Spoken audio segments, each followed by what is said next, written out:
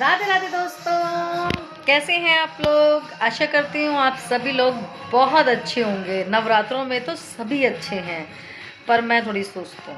मैं बहुत ज़्यादा सुस्त सुस्त सी लग रही हूँ क्योंकि नवरात्रों के अंदर लोगों के पास काम बहुत होता है। घर का भी काम करना, फिर पूजा पाठ भी करनी, और एक्स्ट्रा ही काम होता है।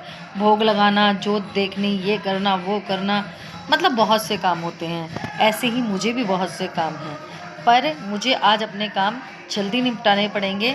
अभी 5 बजे हैं, 5 साढ़े 5 हो रहे हैं। मेरे को अभी फटाफट से खाना बना के जल्दी से खाना बनाऊंगी। उसके बाद मेरे हस्बैंड आएंगे आज जल्दी 7 बजे, और फिर हम दोनों हस्बैंड वाइफ जाएंगे तिलक नगर। तिलक नगर से हम लेकर आएंगे कंजक का सामान और माता जी की मंदिर की देवी देवताओं को पहनाने के लिए फूल माला। तो मिलते हैं, फूल माला लेने जाएंगे तब फूल वाले की दुकान पे। बाय।